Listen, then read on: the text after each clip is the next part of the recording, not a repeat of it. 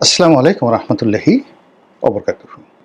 সম্মানিত দর্শক, আরেকটি গণঅভ্যুত্থান ঘটানো হবে বা আরেকটি গণঅভ্যুত্থান অনিবার্য হয়ে পড়েছে। আমরা আমাদের বিষয়গুলো রাজপথে নিষ্পত্তি করব। এই সরকার কয়দিন থাকবে? আওয়ামী লীগ তো পালিয়ে ভারতে যেতে পেরেছে, আপনারা পালাবেন কোথায়? আপনাদের তো পালানোর জায়গা নেই। অথবা যে লন্ডন থেকে এসেছেন সেই লন্ডনে আবার আপনাকে চলে যেতে হবে। ব্যাগ, ব্যাগেজ এগুলো সব গুছিয়ে রাখুন। আচ্ছা বলেন তো, এই কথাগুলো কি আমার? না এই কথাগুলো কেউ না কেউ সমস্বরে অনেকগুলো কণ্ঠ একত্র করে বাংলার আকাশ বাতাস কাঁপিয়ে এই যে নতুন একটি সরকার এলো, আজকের এই ভিডিও যখন করছি তখন সবেমাত্র ৭০ দিন হয়েছে, ২ মাস ১০ দিন। তো এই অল্প সময়ের মধ্যে কারা এই কথাগুলো বলছে প্রকাশ্যে, রাজপথে এবং অন্যান্য জায়গাতে? এইগুলো একটা সমীকরণ। ২ নম্বর হলো যে এই সরকারের পরিচয় কি? এটা কি বিএনপি সরকার, নাকি বিএনপির যে একটা জোট আছে সেই জোটের সরকার? এখানে কি বিএনপি ছাড়া অন্য কোনো দলের নাম আপনারা বলতে পারেন যেটাকে ইতিপূর্বে যেমন দেখা গেল মহাজোটের সরকার বলা হতো বা বিএনপি জামাত জোটের সরকার বলা হতো? তো সেই রকম কোনো পরিচয় আছে কিনা? পরিচয় নেই। এখানে জোনায়েদ সাকি, নুরুল হক নুরু, তারা যে এই সরকারের সাথে আছে, মানে আপনি বুঝতেই পারবেন না যে তারা ভিন্ন একটা দল থেকে এসে জোট করেছেন। অ্যাজ ইট ইজ মনে হয় তারা বিএনপির একেবারে আপনজন, ইভেন বেটার দ্যান বিএনপি। তাদের কথাবার্তা, আচার আচরণ, ইভেন আন্দালিব রহমান পার্থ, মানে পার্থের একটা দল আছে, ছোট হোক বড় হোক এটা তো দল। নুরুর একটা দল আছে, সেটা ছোট হোক বড় হোক। জুনায়েদ সাকির একটা দল আছে, আর অন্যদিকে ববি হাজ্জাজ, তারা তো নিজেদের দল। তারপরে সেলিম সাহেব, সাদাত হোসেন সেলিম, তার যে একটা দল এলডিপি, এগুলো সব তারা ব্যান্ড করেছেন, মানে বন্ধ করে, ভ্যানিশ করে দিয়ে বিএনপিতে যোগদান করেছেন। আরও একজন আছেন রেদওয়ান আহমেদ, তিনি তো বিএনপিতে যোগদান করেছেন।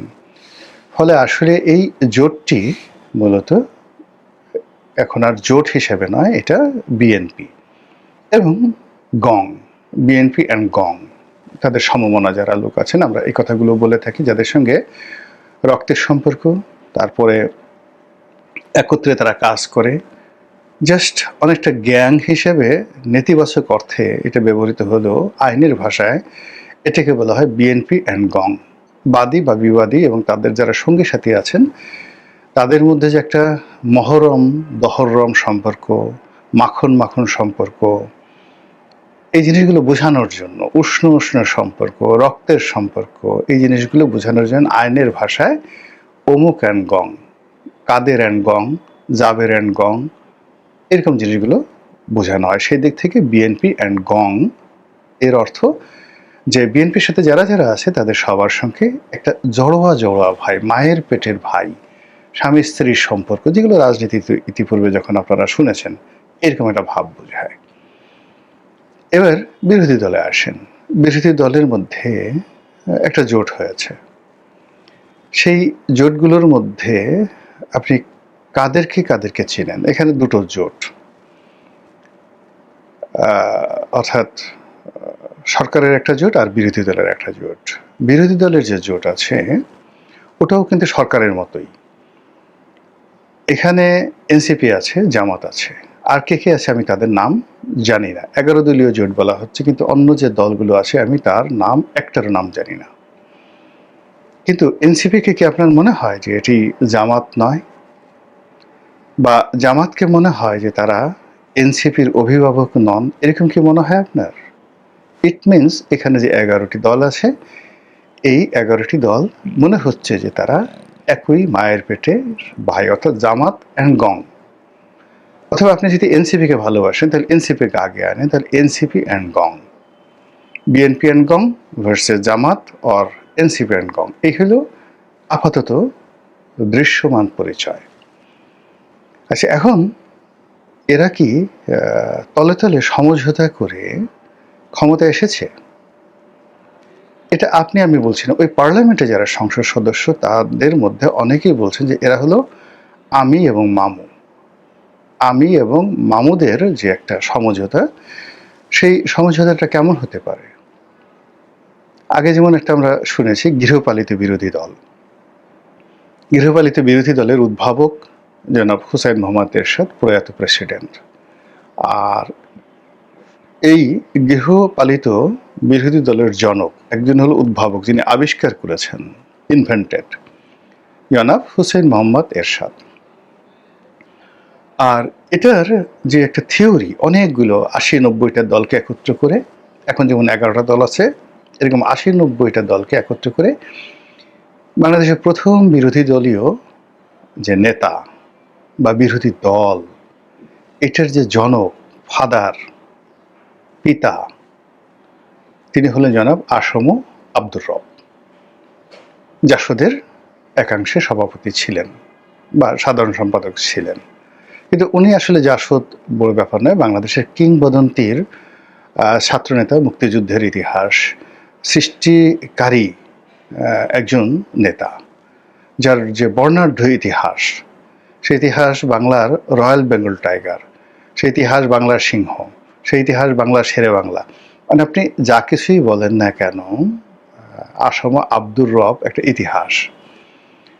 তো সেই ইতিহাসের মহানায়ককে একটা প্যাকেটের মধ্যে ঢুকিয়ে হুসেইন মোহাম্মদ এরশাদ তার গৃহপালিত বিরোধী দলীয় নেতা বানাতে পেরেছিলেন, অথবা নেতা নিজে তিনি তার সেই জঙ্গল ছেড়ে, বাঘের হুঙ্কার ছেড়ে, তিনি সার্কাসের বাঘ, লক্ষণ দাস যে সার্কাস অ্যান্ড কোম্পানি ছিল, সেই সার্কাসের বাঘ হওয়ার জন্য তিনি স্বেচ্ছায় খাঁচায় ঢুকেছেন।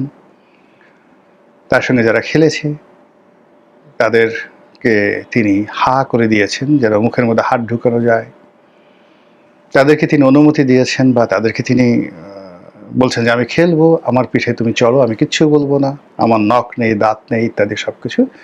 মানে অ্যাজ এ হোল বাংলাদেশের ইতিহাসে গৃহপালিত বিরোধী দল এবং বিরোধী দলের জনক জনাব হুসেইন মোহাম্মদ এরশাদ এবং আসম আব্দুর রব কিংবদন্তি হয়ে আছেন, other than any of the history. যেমন ওনার ছাত্র রাজনীতির হিস্ট্রি কিংবদন্তি, এরশাদ সামরিক শাসক, স্বৈর শাসক, ইটস এ হিস্ট্রি। কিন্তু উনি যে একটা পার্লামেন্ট তৈরি করেছেন, সেই পার্লামেন্টে যে একটা গৃহপালিত বিরোধী দল তৈরি করেছেন, এটা লিজেন্ড হয়ে আছেন। এর কারণ হলো যে আমরা পরবর্তীতে সবাই ওনার এই পদাঙ্ক অনুসরণ করেছেন। সেই অর্থে গৃহপালিত বিরোধী দলের একটা পার্লামেন্ট হয়, সেই পার্লামেন্টের জনক আবার হুসেইন মোহাম্মদ এরশাদ, সংসদীয় রাজনীতির জনক হুসাইন মোহাম্মদ এরশাদ। এবং সেটাকে যারা পরবর্তীতে অনুসরণ করেছেন, তারা আসলে এরশাদকে মানস পিতা, এরশাদকে তাদের ফাদার, সেই হিসাবে তারা স্বীকৃতি দিয়ে এরশাদের অনুসৃত যে বৈজ্ঞানিক পদ্ধতি, সেটা তারা অনুসরণ করেছেন।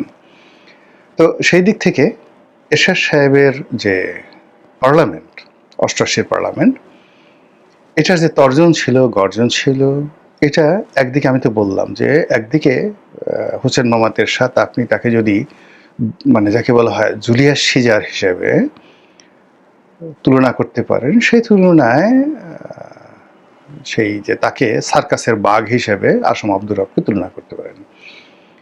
কিন্তু পরবর্তীতে যে 2014 সনের বিনা ভোটে নির্বাচনের মাধ্যমে 14, 18 এবং 16 মানে 24, এই তিনটি যে নির্বাচন, এই তিনটি নির্বাচনে গৃহপালিত বিরোধী দল শুধু একটা ছিল না, এটাকে প্রজনন ঘটিয়ে, এটিকে যাকে বলা হয় আরও এর বংশ বিস্তার করে একাধিক গৃহপালিত বিরোধী দল বানানো হয়েছিল।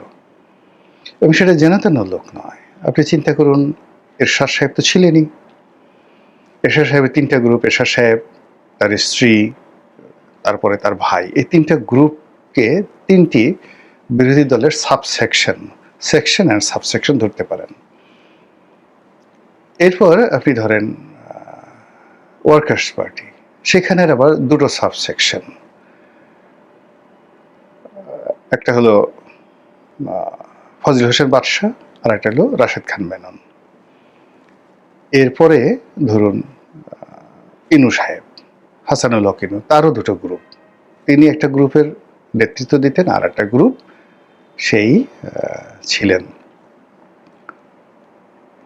মঈনুদ্দিন খান বাদল।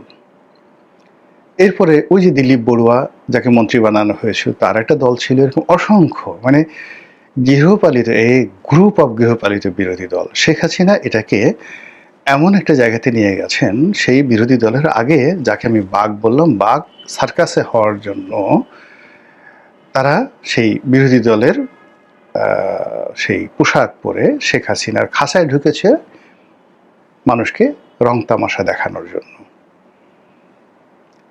তো এই এরশাদের, আর এটা শেখ হাসিনার জামানাতে এগুলো বাঘ ছিল না, এগুলো সবাই শেখ হাসিনা তাদের সবাইকে বিড়াল বানিয়ে ফেলেছিলেন। এবং এগুলো অনেকটা সেই পার্সিয়ান ক্যাটের মতো। বাংলাদেশের যে বিলাইগুলো রয়েছে, যেগুলোকে আমরা বিড়ালকে বিলাই বলি, দেশি বিড়াল, এগুলোর মোটামুটি দেখেন একটু ফুসফাস করার ইয়েছে, এরা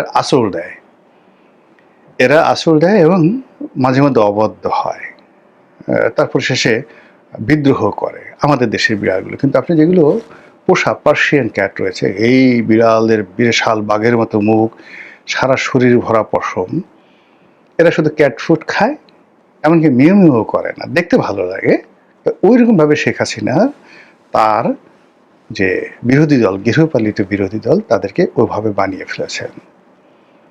এখন প্রশ্ন হলো যে বর্তমান জামানাতে যে বিরোধী দল আছে, এতে গ্যাং অফ বিরোধী দল, তারা কি সত্যিকার অর্থে বিরোধী দল, নাকি এরশাদ, শেখ হাসিনা তারা যে বিরোধী দলের ক্রম অধোগতি তৈরি করেছিল, একটার সঙ্গে একটা নষ্ট করেছিল, বাঘ থেকে বিড়াল বানিয়েছিল, তার অধীনে এরা এখন নিজেদেরকে বিরোধী দল হিসেবে পরিচয় দিতে ঠিক স্বাচ্ছন্দ্য বোধ করে না। আবার তারা গৃহপালিত বিরোধী দল হিসেবে এই যে পরিচয়টা, এটাও সমাজে রাখতে চায় না। তাহলে তারা কি? এখন সেদিক থেকে যদি ধীরে ধীরে কমতে থাকে, যদি বর্তমান পার্লামেন্টে আপনি তাদেরকে গৃহপালিত বিরোধী দল বলেন, তাহলে এদের অবস্থা বিড়ালের চাইতেও আরও অনুগত কিছু, আরও ছোট কিছু, যেগুলো কখনোই আপনাকে করবে না। সেটা খরগোশ হতে পারে বা অন্য যে কোনো জিনিস হতে পারে। সেটা কি তাই? নাকি সত্যিকার অর্থে যেটা বিরোধী দল বলতে যেটা বোঝায় ব্রিটিশ পার্লামেন্টে, কিংবা যেটা মার্কিন কংগ্রেসে, এমনকি ভারতীয় পার্লামেন্টে, যেভাবে এখন ভারতীয় কংগ্রেস এবং বিজেপি সে লড়াই করছে, সেরকম কিছু একটা? তো এটা বুঝতে আমাদের হয়তো আরও কিছুদিন সময় লাগবে। আমরা কাউকে বড়ও করতে চাই না, ছোটও করতে চাই না, কিন্তু এই যে কথাবার্তাগুলো হচ্ছে, সেই কথাবার্তাগুলো আপনাদের শুধুমাত্র জানিয়ে রাখলাম। দ্বিতীয় যে বিষয়টি, সেটি হলো ওই যে একেবারে শুরু করেছিলাম যে সরকারের যেখানে 70 দিন যায় নাই, এর মধ্যে আরেকটি গণ অভ্যুত্থানের কথা বলা হচ্ছে, আরেকটি চক্রান্তের কথা বলা হচ্ছে, আবার বলা হচ্ছে যে এই বর্তমান যে সরকার, এই সরকারের কোনো ক্ষমতায় নাই, সব সরকার চালাচ্ছে আমেরিকা। এর আগে কিন্তু শেখ হাসিনাকে দেখেন, এরশাদ সাহেবের সময়টাতে বলা হতো যে গ্যাং অফ 10, যাকে বলা হয় গ্রেটেস্ট, বা এটা কি যেন বলা হতো, অর্থাৎ 10 জন সচিব তাকে চালাতেন, বা 1 ডজন সচিব তাকে চালাতেন, গ্রেট 10 এরকম কথাবার্তা এরশাদের জামানায় বলা হতো। ইভেন মিলিটারিরা তাকে চালাতো, এই কথা কিন্তু কেউ বলতো না এরশাদকে। অর্থাৎ তার খুব প্রভাবশালী 10 জন, মোকাম্মেল হক সাহেব, এম কানোয়ার সাহেব, এরকম খুব জাদ্রেল সিএসপি ছিলেন 10 জন, তারা এরশাদ সাহেবকে চালাতেন। আবার শেখ হাসিনার বিরুদ্ধে বদনাম ছিল যে তাকে চালাতেন মূলত এই রয়ের একটা শক্তিশালী গ্রুপ ছিল, তারা তার উপর প্রভাব বিস্তার করতেন। এর বাইরে মানে কেউ চালাচ্ছে না। কিন্তু এখন কি হচ্ছে? এখন সরকার সম্পর্কে বলা হচ্ছে, ফরহাদ মাজাহার সাহেবের মতো লোক বলছেন যে এই সরকার চালাচ্ছে আমেরিকা। এই সরকারের কোনো ক্ষমতা নেই। এই গেল একটা অবস্থা। ২ নম্বর হলো যে এই সরকার কিন্তু কোনো রাগ ঢাক করছেন না, কোনো কথাবার্তা বলছেন না। এই যে এত কথাবার্তা হচ্ছে তারা রেসপন্ড করছেন না। আরেকজন বলছেন যে সরকারের মধ্যে বিভিন্ন গ্রুপ আছে। এক গ্রুপ আছেন প্রো পাকিস্তানি, এক গ্রুপ আছেন প্রো চাইনিজ, আরেক গ্রুপ আছেন প্রো ইন্ডিয়ান।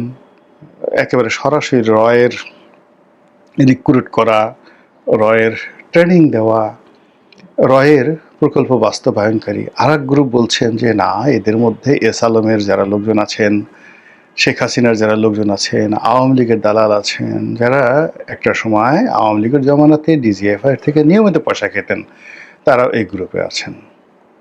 তো এই যে একটা হ্যাপহ্যাজার্ড অবস্থা চলছে, এরই মধ্যে আবার সেই মার্কিন ডিপ স্টেট, আবার ডক্টর ইউনূসের কথা, আবার সেই গণ অভ্যুত্থানের কথা, আবার আরেকটি বিপ্লবের কথা, আবার নতুন বস্ত্রমন্ত্রের কথা, আবার এনসিপির তর্জন গর্জন, সব মিলিয়ে আমাদের যে রাজনীতির আকাশটা পরিষ্কার নয়। আকাশটা অন্ধকার, ভীষণ রকম অন্ধকার। সেই অন্ধকারের মধ্যে আপনি কি কোনো আলোর ঝলকানি দেখতে পাচ্ছেন? সেটা কি বজ্রপাত? সেটা কি বিদ্যুতের চমক? নাকি কোনো সপ্তর্ষি অথবা চন্দ্র, সূর্য বা অন্য কোনো বড় কোনো তারকার আলো? ভবিষ্যৎ সম্পর্কে আল্লাহই জানেন। মহান আল্লাহ আমাদের সবাইকে হেদায়েত দান করুন এবং হেফাজত করুন। আসসালামু আলাইকুম ওয়া রাহমাতুল্লাহি ওয়া বারাকাতুহু।